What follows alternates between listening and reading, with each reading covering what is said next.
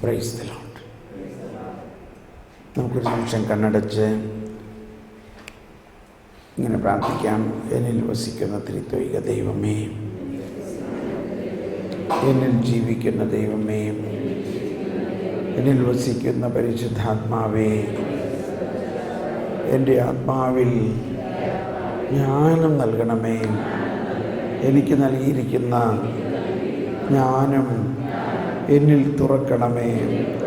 വിവേകം നൽകണമേ, ബുദ്ധി നൽകണമേ. പരിശുദ്ധാത്മാവേ, എന്നിൽ കത്തിപ്പടരണമേ. അവനുമായിട്ട് നമ്മുടെ ഉള്ളിൻ്റെ ഉള്ളിൽ വസിക്കുന്ന പരിശുദ്ധ ത്രിത്വം ദൈവത്തിൻ്റെ ജ്ഞാനമാണ് നമുക്ക് നൽകുന്നത്. പരിശുദ്ധാത്മാവേ, ജ്ഞാനം നൽകണമേ. പരിശുദ്ധാത്മാവേ, ജ്ഞാനം നൽകണമേ.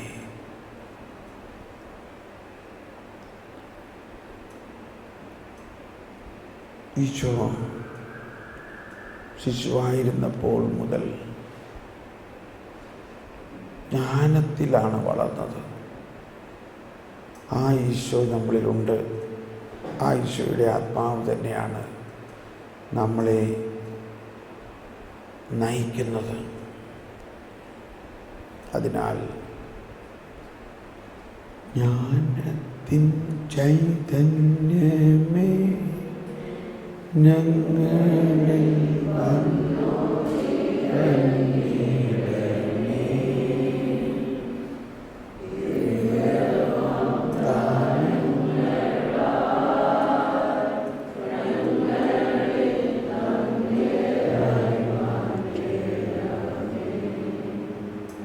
ജ്ഞാനം നൽകണമേ. പരിശുദ്ധാത്മാവേ, ജ്ഞാനം നൽകണമേ.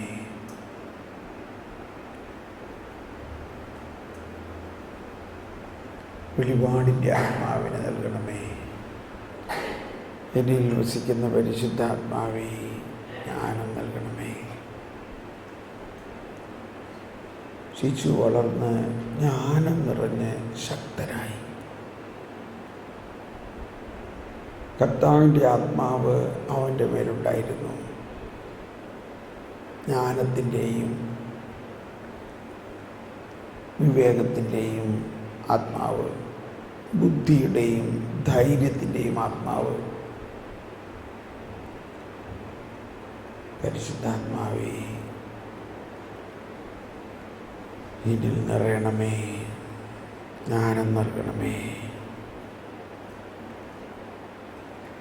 ജ്ഞാനം നൽകണമേ.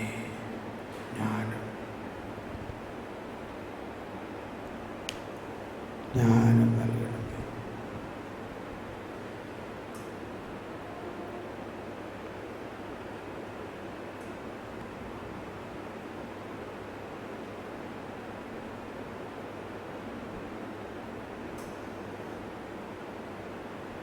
ഇതാ സോളമനേക്കാൾ വലിയവൻ ഇവിടെ. ഇതാ സോളമനേക്കാൾ വലിയവൻ ഇവിടെ.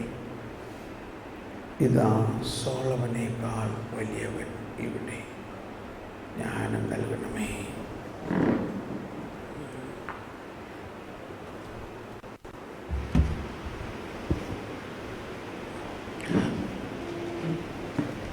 ഇതാ സോളമനേക്കാൾ വലിയവൻ ഇവിടെ. പരിശുദ്ധാത്മാവേ, ജ്ഞാനം നൽകണമേ. ഈശോ പറയുകയാണ്, സോളമൻ്റെ ജ്ഞാനം കാണാൻ ദക്ഷിണദേശത്തു നിന്ന് രാജ്ഞി വളരെ ദൂരത്തുനിന്ന് വന്നു. എന്നാൽ സോളമനേക്കാൾ വലിയവൻ ഇവിടെ. അതാരാണ് സോളമനേക്കാൾ വലിയവൻ? ഈശോ തന്നെ. ആ ഈശോയിൽ നിന്ന് ജ്ഞാനം കാണാൻ ആരും അധികം വരുന്നില്ല. സ്നാനം സ്വീകരിച്ച നമ്മൾ ദൈവത്തിൻ്റെ ജ്ഞാനം മുഴുവനും നമ്മളിൽ ഒരു നിധിയായി ഉണ്ട്. അതൊരു അക്ഷയനിധിയാണ്. ഇതാണ് ഈശോ പറഞ്ഞത്, ചോദിക്കുന്നവർക്ക് ലഭിക്കും, അന്വേഷിക്കുന്നവർ കണ്ടെത്തും, മുട്ടുന്നവർക്ക് തുറക്കപ്പെടും. എന്നിട്ട് അതിൻ്റെ അവസാനം പറയുന്നത്, ചോദിക്കുന്നവർക്ക് പരിശുദ്ധാത്മാവിനെ എത്രമാത്രം നൽകുകയില്ല. ആ പരിശുദ്ധാത്മാവിൻ്റെ പ്രധാന പ്രവർത്തനം ദൈവത്തെക്കുറിച്ചുള്ള അറിവ്, ജ്ഞാനം നൽകുക എന്നുള്ളതാണ്. ദൈവമേ, ആ ജ്ഞാനം നൽകണമേ.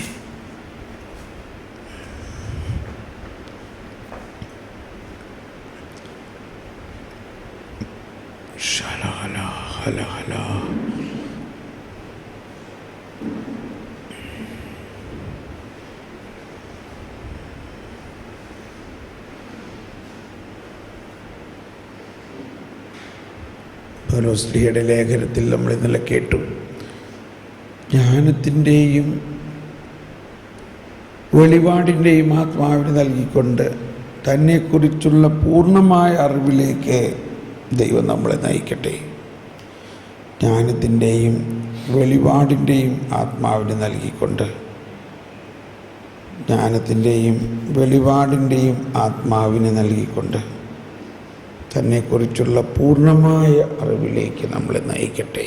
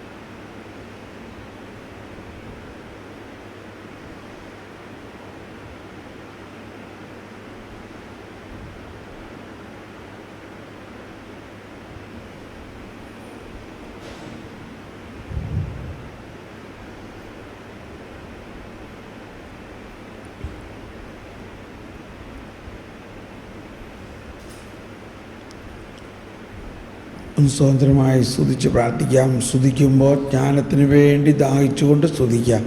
പരിശുദ്ധാത്മാവേ, എല്ലാവരും ശബ്ദമുയർത്തി സ്തുതിക്കുക.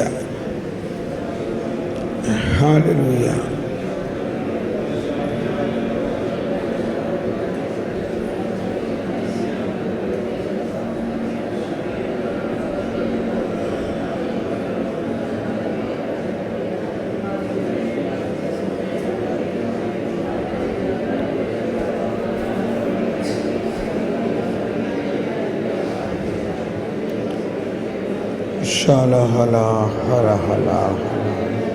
പിതാവേ, ജ്ഞാനം നൽകണേ, ജ്ഞാനം നൽകണമേ, ജ്ഞാനം നൽകണം.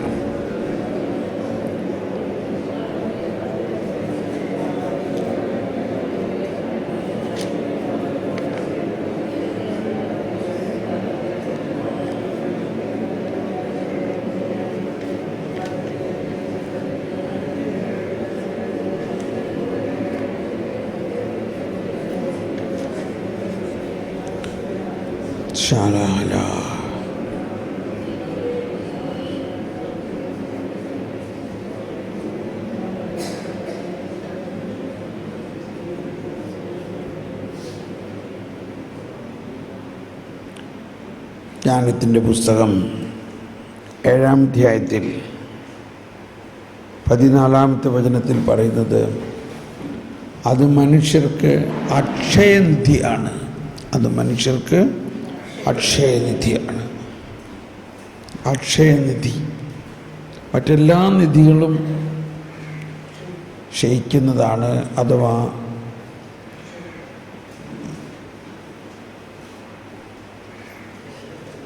മോർട്ടലാണ്, അഥവാ നശ്വരമാണ്. മറ്റെല്ലാ നിധികളും നശ്വരമാണ്. എന്നാൽ ദൈവം തന്നെയായ ദൈവത്തിൽ നിന്ന് വരുന്ന ജ്ഞാനം അനശ്വരമാണ്. അതൊന്നു മാത്രമേ നമുക്ക് നമ്മുടെ ആത്മാവിൽ കൊണ്ടുപോകാൻ പറ്റുകയുള്ളൂ മരിക്കുമ്പോൾ. അക്ഷയനിധിയാണ്. ജ്ഞാനം സിദ്ധിച്ചവർ ദൈവത്തിൻ്റെ സൗഹൃദം നേടുന്നു. ദൈവമായിട്ടുള്ളൊരു സൗഹൃദമാണ് നമ്മുടെ ലക്ഷ്യം. ജ്ഞാനം സിദ്ധിച്ചവർ ദൈവത്തിൻ്റെ സൗഹൃദം നേടുന്നു. സൗഹൃദം.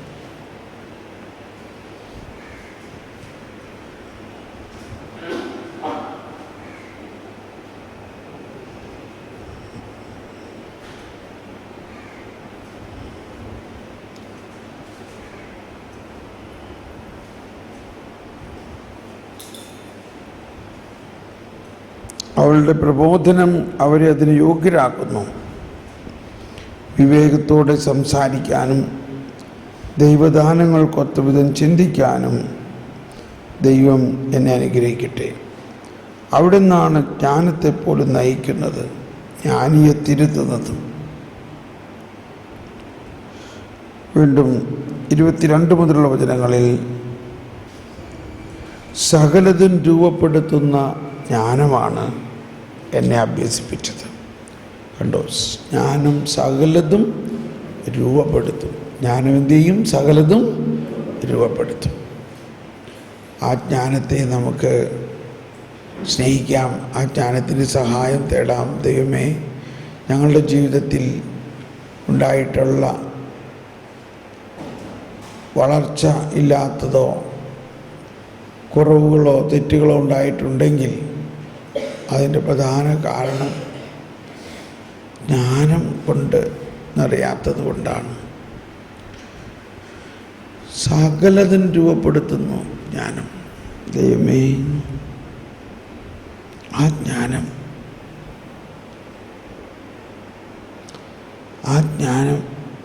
ഞങ്ങൾക്ക് നൽകണേ. സകലതും രൂപപ്പെടുത്തുന്ന ജ്ഞാനം. അവളുടെ ചൈതന്യം വിവേകമുള്ളതും വിശുദ്ധവും അതുല്യവും ബഹുമുഖവും സൂക്ഷ്മവും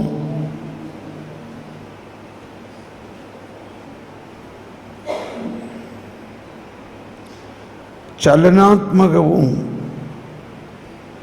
അതെ, ചലനാത്മകമാണ് ജ്ഞാനം.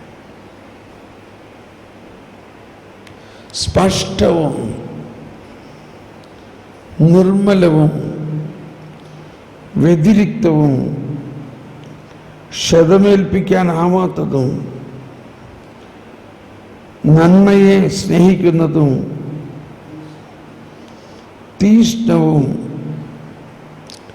അപ്രതിരോധ്യവും ഉപകാരപ്രദവും ആർദ്രവും സ്ഥിരവും ഭദ്രവും ഉത്കണ്ഠയിൽ നിന്ന് മുക്തവും സർവശക്തവും സകലത്തെയും നിയന്ത്രിക്കുന്നതും ബുദ്ധിയും നൈർമല്യവും സൂക്ഷ്മതയുമാണ്. നൈർമല്യവും സൂക്ഷ്മതയുമുള്ള ചേതനകളിലേക്ക് ചൂഴ്ന്നിറങ്ങുന്നതുമാണ്. ഓ ജ്ഞാനമേ, ഞങ്ങളിൽ നിറയണമേ, ഞങ്ങളിൽ പൊട്ടിവിടരണമേ. ഞങ്ങൾക്ക് മാമോദീസായിലൂടെ ഈ ജ്ഞാനം ഞങ്ങളിൽ നന്ദി കഴിഞ്ഞിരിക്കുന്നു. അത് ഞങ്ങളിൽ ഒഴുകണമേ, ജീവജലത്തിൻ്റെ അരുവിയായി ഞങ്ങളിൽ ഒഴുകണമേ. സ്തുതിച്ച് പ്രാർത്ഥിക്കാം. നിശ്ചയ സ്തോത്രം. ദാഹിക്കുക, ജ്ഞാനത്തിനായി ദാഹിച്ചുകൊണ്ട്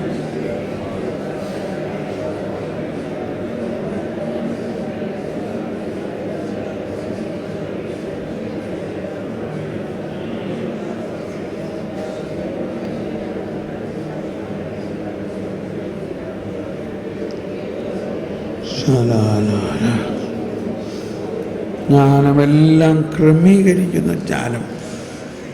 ഒന്ന് എഴുന്നേറ്റ് നിന്ന് സ്തുതിച്ചാലോ? എഴുന്നേറ്റ് നിന്നുകൊണ്ട് 2 കരങ്ങൾ ഉയർത്തി അങ്ങ് കരഞ്ഞ് പ്രാർത്ഥിക്കുക. കർത്താവേ, ഞങ്ങൾക്ക് ജ്ഞാനസ്നാനത്തിലൂടെയും സ്ഥൈര്യലേപനത്തിലൂടെയും കിട്ടിയിരിക്കുന്ന ജ്ഞാനത്തെ ഞങ്ങളിൽ തുറക്കണമേ. സകലതും ക്രമീകരിക്കുന്ന ജ്ഞാനം, സകലതും രൂപപ്പെടുത്തുന്ന ജ്ഞാനം, അക്ഷയനിധിയായ ജ്ഞാനം. എല്ലാവരും ശബ്ദം ഉയർത്തി ഹല്ലേലൂയ.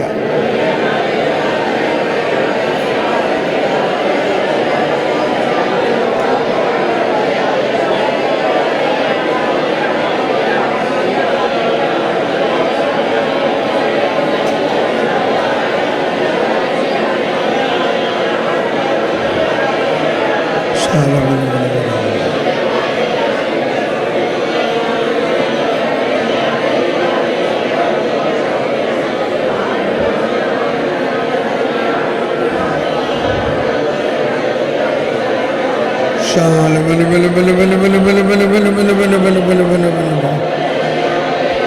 പരിശുദ്ധാത്മാവേ, ജ്ഞാനം നൽകണേ, ജ്ഞാനം നൽകണേ, ജ്ഞാനം നൽകണേ, ജ്ഞാനം നൽകണേ.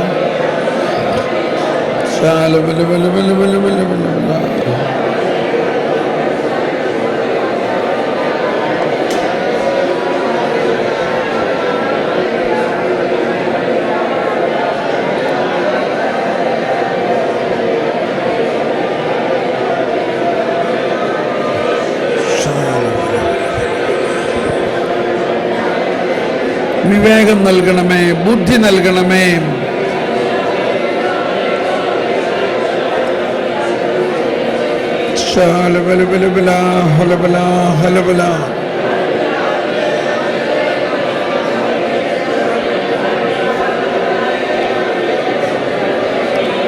Hallelujah, hallelujah, hallelujah.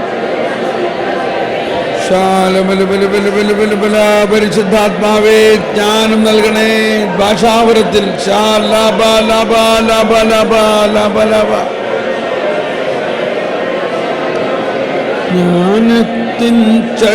ജ്ഞാനത്തിന്റെ ചൈതന്യം ഞങ്ങളിൽ തുറക്കണമേ. വിവേകം നൽകണമേ, ധൈര്യം നൽകണമേ. പരിശുദ്ധാത്മാവിന്റെ വരദാനങ്ങൾ, പരിശുദ്ധാത്മാവിന്റെ ദാനങ്ങൾ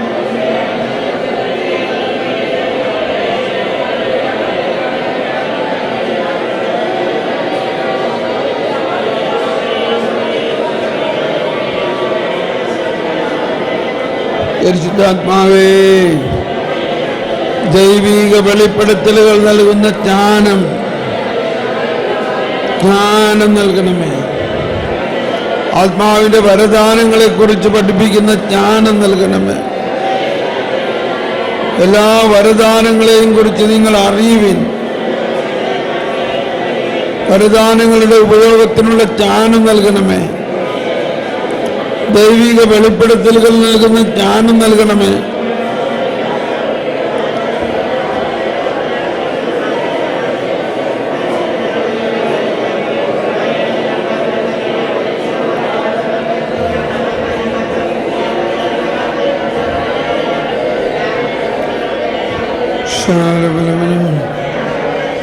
കൈകൊട്ടി പാടിക്കൊണ്ട്, കൈകൊട്ടിക്കൊണ്ട് ഹല്ലേലൂയ, ഹല്ലേലൂയ, ഹല്ലേലൂയ. ഓ പരിശുദ്ധാത്മാവേ, ജ്ഞാനം നൽകണമേ. ഓ പരിശുദ്ധാത്മാവേ,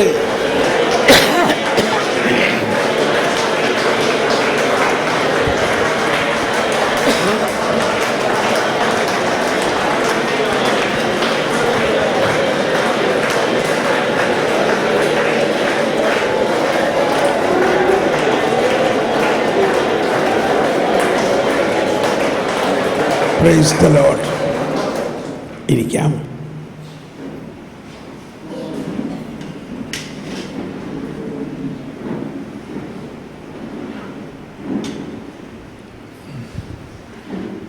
നമ്മുടെ അറിവ് വാസ്തവത്തിൽ ഒരു എള്ളോളമേ നമുക്കറിയുള്ളൂ. നമ്മളിനിയും അറിയേണ്ടത് ഒരു കടലോളമുണ്ട്. What I know is a drop and what I do not know is an ocean. മനസ്സിലായോ? നമ്മളുടെ അറിവ് ഒരു എള്ളോളമേ ഉള്ളൂ. എന്നാൽ നമുക്കറിയാനുള്ളത് ഒരു കടലോളം. ദൈവമേ, എനിക്കൊന്നും അറിയില്ല, നീ എന്നെ പഠിപ്പിച്ചാലേ എനിക്ക് അറിയുള്ളൂ എന്നൊരു മനോഭാവം ജ്ഞാനം കൂടുതൽ കിട്ടാൻ എളുപ്പമാണ്.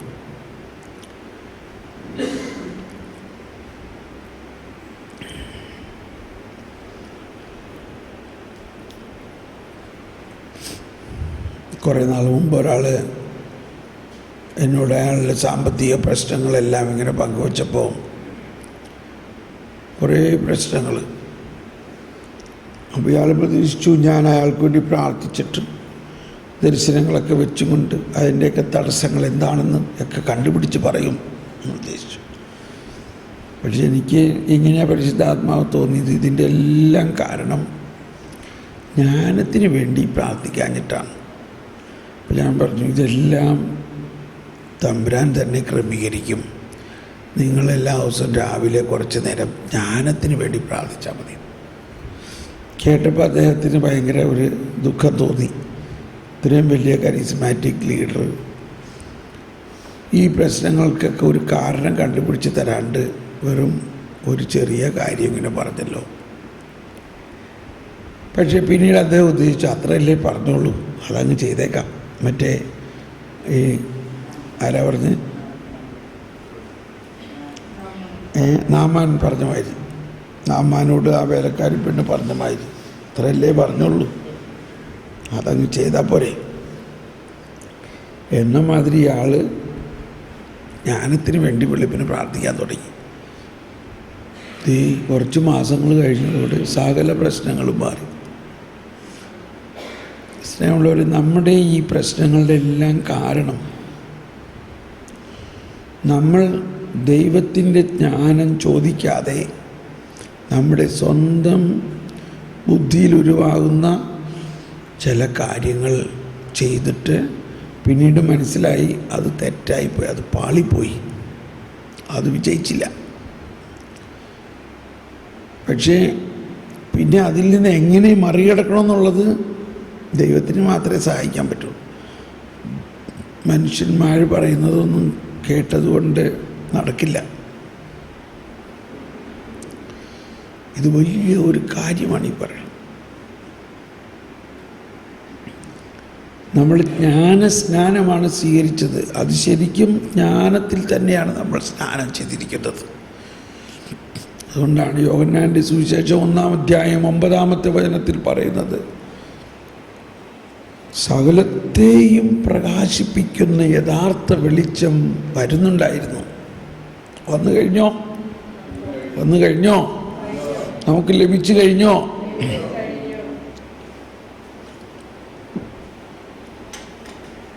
ഇന്നു മുതൽ നിങ്ങളുടെ ജീവിതത്തിൽ ഒരു പുതിയ അധ്യായം കുറിക്കുകയാണ്. ഞാൻ ചെറുപ്പം മുതലേ, അല്ലെങ്കിൽ ഒരു യുവാവായിരുന്നപ്പോൾ മുതലേ പരിശുദ്ധാത്മാവ് എനിക്കിങ്ങനെ ജ്ഞാനത്തിന് വേണ്ടി പ്രാർത്ഥിക്കാൻ ഒരു ചിന്ത തന്നു. അതെന്നെ വളരെയധികം വിജയിപ്പിച്ചു. ജോലി സ്ഥലത്തെല്ലാം ആർക്കും ചെയ്യാൻ പറ്റാത്ത ജോലികൾ അതിൻ്റെ പരിഹാരം ജ്ഞാനത്തിന് വേണ്ടി പ്രാർത്ഥിക്കുമ്പോൾ കർത്താവ് എനിക്ക് കാണിച്ചു തരുമായിരുന്നു.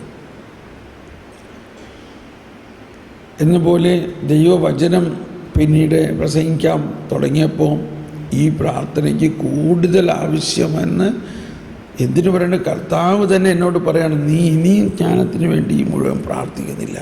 ചില സമയത്ത് 3 മണിക്കൂർ ഇത് മാത്രമേ കൊണ്ട് പ്രാർത്ഥിപ്പിച്ചിരുന്നുള്ളൂ.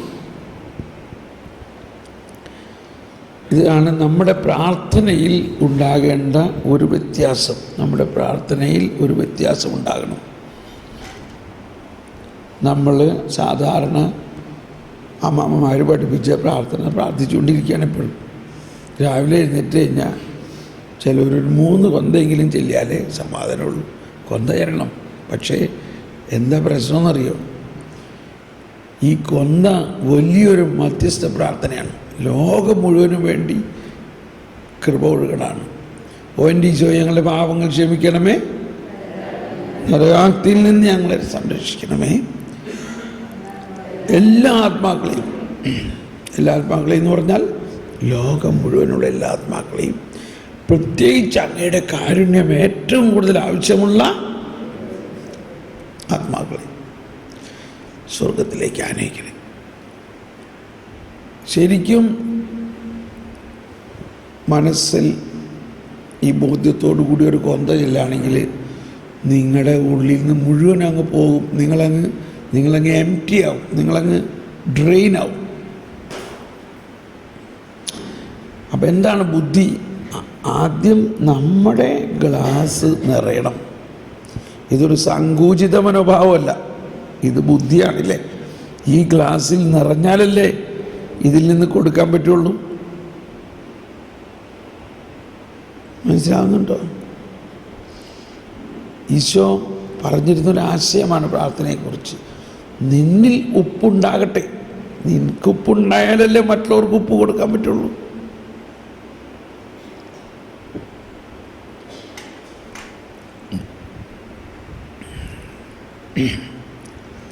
അപ്പം ആദ്യം തന്നെ കുറച്ച് സമയം വ്യക്തിപരമായി നമ്മുടെ ഉള്ളിൽ നിറയാൻ വേണ്ടി പ്രാർത്ഥിക്കണം.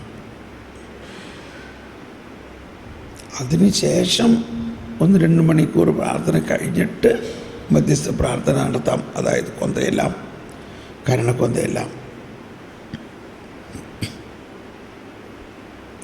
2-3 ദിവസം മുമ്പ് ഒരു സഹോദരി വിളിച്ചിട്ട് പറഞ്ഞു, എൻ്റെ ബ്രദറെ എനിക്ക് പറ്റണില്ല, എനിക്ക് ഇവരോടൊന്നും സ്നേഹിക്കാനും പറ്റണില്ല, എല്ലാവരോടും എനിക്ക് ദേഷ്യമാണ്, വെറുപ്പാണ്. നീ പ്രാർത്ഥിക്കുന്നുണ്ടോ? പിന്നെ ഞാൻ ഇത്ര കൊന്തയിലുണ്ട്, ഇത്ര കരണക്കൊന്തയിലുണ്ട്. അതൊക്കെ ഒരു ചടങ്ങുമായി അങ്ങ് ചെല്ലിപ്പോവുകയാണ്. വ്യക്തിപരമായിട്ട് പ്രാർത്ഥിക്കുന്നുണ്ടോ? അതെന്തെന്നാ? ഇപ്പം ഞാൻ വ്യക്തിപരമായി പ്രാർത്ഥിക്കുന്നതിനെക്കുറിച്ച് പറഞ്ഞു കൊടുത്തു. അതിൻ്റെ ഒരു കടലാസ് നിങ്ങൾക്ക് തരും പിന്നീട്.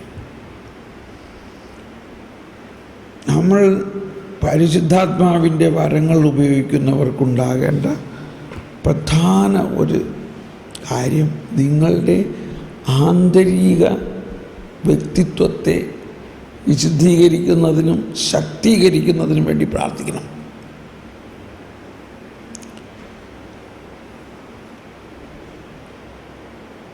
നമ്മളുടെ ആന്തരിക ഇന്ദ്രിയങ്ങളിലാണ് വരദാനങ്ങൾ പ്രവർത്തിക്കുന്നത്. കണ്ണടച്ചിരിക്കുമ്പോൾ ദർശനം കാണുന്നു,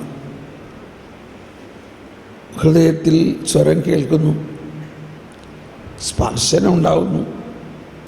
അപ്പോൾ നമ്മൾക്ക് 5 ഇന്ദ്രിയങ്ങൾ ഉണ്ടെങ്കിൽ ആ 5 ഇന്ദ്രിയങ്ങൾക്ക് സമാന്തരമായി ആന്തരിക ഇന്ദ്രിയങ്ങളുണ്ട്. ആന്തരിക ഇന്ദ്രിയങ്ങളിൽ മലിനത കൂടിക്കിടക്കുന്നുണ്ട്. അതിനെ വിശുദ്ധീകരിക്കണം.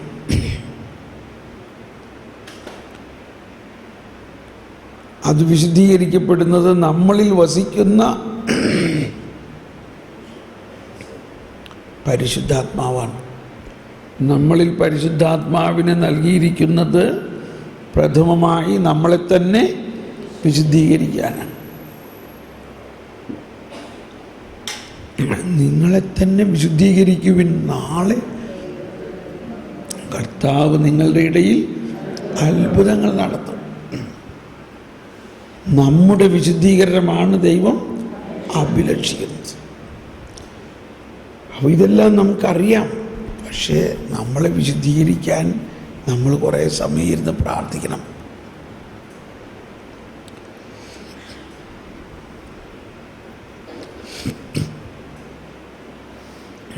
ഞാൻ ആ ചേട്ടത്തിയോട് പറഞ്ഞു, നിങ്ങളിങ്ങനെ ഒന്ന് പ്രാർത്ഥിക്കുക 2 ദിവസം, എന്നിട്ട് എന്താ സംഭവിക്കണമെന്ന് നോക്കുന്നു. 2 ദിവസം അങ്ങനെ പ്രാർത്ഥിച്ചപ്പോൾ ഭയങ്കര സന്തോഷം. ആരോടും ഒരു വിരോധവും തോന്നണില്ല, വിദ്വേഷവും തോന്നണില്ല. മറ്റുള്ളവർ നമ്മളെ കുറ്റം പറഞ്ഞാൽ തന്നെയും നമുക്ക് അത് താങ്ങാൻ ശക്തിയുണ്ട്.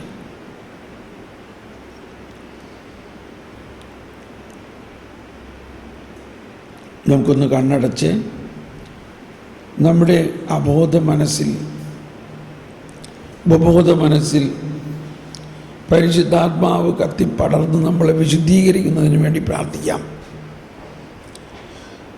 ഒരു കരം ഹൃദയത്തിൽ ചേർത്ത് വെച്ച് നമ്മിൽ വസിക്കുന്ന പരിശുദ്ധാത്മാവിനോട് തന്നെയാണ് ഈ പ്രാർത്ഥന. എന്നിൽ വസിക്കുന്ന പരിശുദ്ധാത്മാവേ, എന്നെ വിശുദ്ധീകരിക്കണമേ. എൻ്റെ ആത്മാവിനെ ഞാൻ സമർപ്പിക്കുന്നു. എൻ്റെ മനസാക്ഷിയെ ഞാൻ സമർപ്പിക്കുന്നു. എൻ്റെ അബോധ മനസ്സിനെയും ഉപബോധ മനസ്സിനെയും സമർപ്പിക്കുന്നു. എൻ്റെ ഇന്ദ്രിയങ്ങളെ സമർപ്പിക്കുന്നു. എന്നിൽ വസിക്കുന്ന പരിശുദ്ധാത്മാവേ, വിശുദ്ധീകരിക്കണമേ.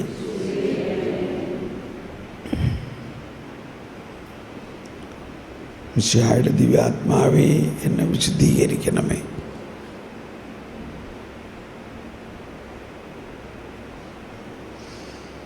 നമ്മുടെ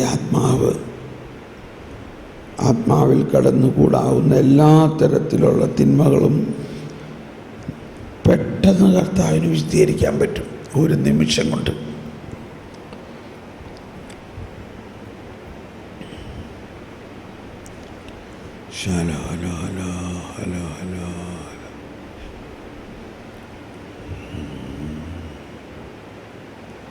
മനസ്സാക്ഷിയെ വിശദീകരിക്കണമേ.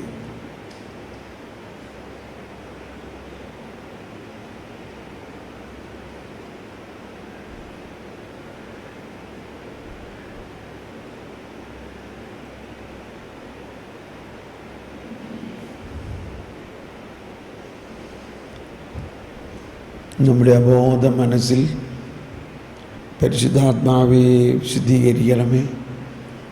ഉപബോധ മനസ്സിനെ വിശുദ്ധീകരിക്കണമേ. ഓ പരിശുദ്ധാത്മാവേ, എൻ്റെ അബോധ മനസ്സിനെ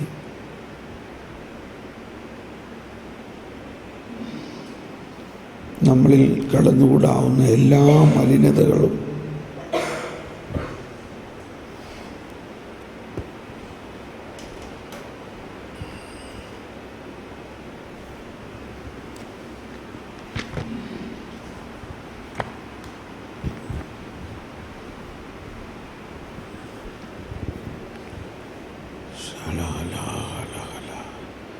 കണ്ണടച്ച് ഇങ്ങനെ ഉള്ളിൻ്റെ ഉള്ളിൽ അബോധ മനസ്സിനെ ഞാൻ സമർപ്പിക്കുന്നു എന്ന് പറഞ്ഞ് പ്രാർത്ഥിക്കുമ്പോൾ നമ്മളുടെ ജീവിതത്തിൽ മറന്നു കിടക്കുന്ന പല സംഭവങ്ങളും ഓർമ്മയിലേക്ക് വരും. എൻ്റെ അബോധ മനസ്സിനെ വിശുദ്ധീകരിക്കണമേ.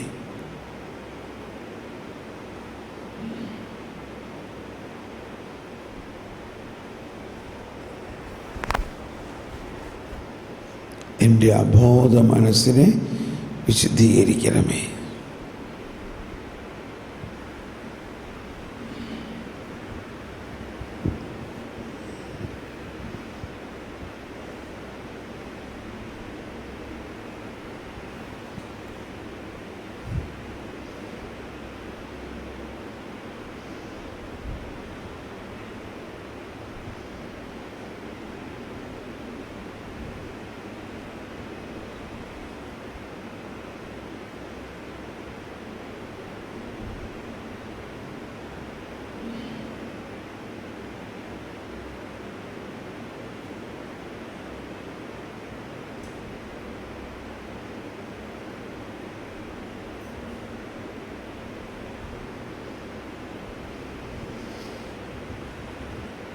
ഇന്ദ്രിയങ്ങളെ വിശുദ്ധീകരിക്കണമേ. നമ്മൾ കണ്ടിട്ടുള്ള ചിത്രങ്ങൾ, കേട്ടിട്ടുള്ള വാക്കുകൾ,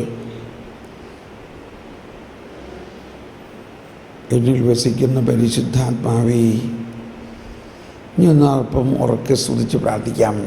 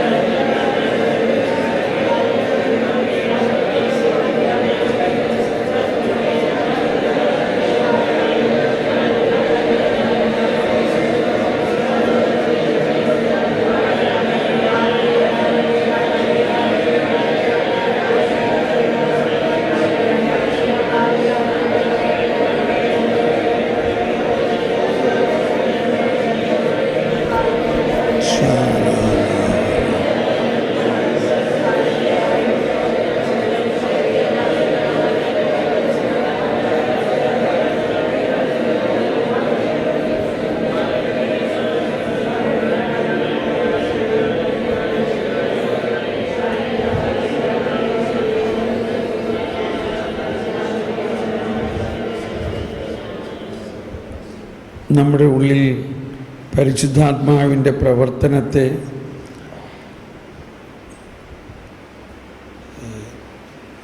തടസ്സം എന്നുള്ള വാക്ക് പറയാൻ ശരിയല്ല. കാരണം പരിശുദ്ധാത്മാവിൻ്റെ പ്രവർത്തനത്തിന് ഒന്നിനും തടസ്സപ്പെടുത്താൻ പറ്റില്ല.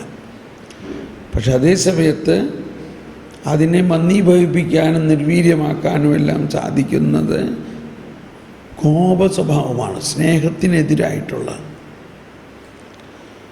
ഇതുപോലെ തന്നെ മറ്റ് അശുദ്ധികൾ കെട്ടിക്കിടക്കുന്നത് വിശുദ്ധീകരിക്കാത്തത് കൊണ്ടാകാം. നമ്മുടെ കോപ സ്വഭാവത്തെ ഒന്ന് സമർപ്പിച്ച് പ്രാർത്ഥിക്കാം. ഇങ്ങനെ പ്രാർത്ഥിക്കാം. എന്നിൽ വസിക്കുന്ന പരിശുദ്ധാത്മാവേ, ബാല്യകാലം മുതൽ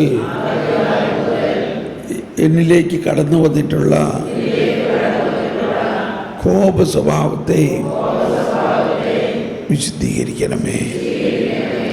എന്നിൽ വസിക്കുന്ന പരിശുദ്ധാത്മാവേ, എന്നിലുള്ള കോപ സ്വഭാവത്തെ വിശുദ്ധീകരിക്കണമേ.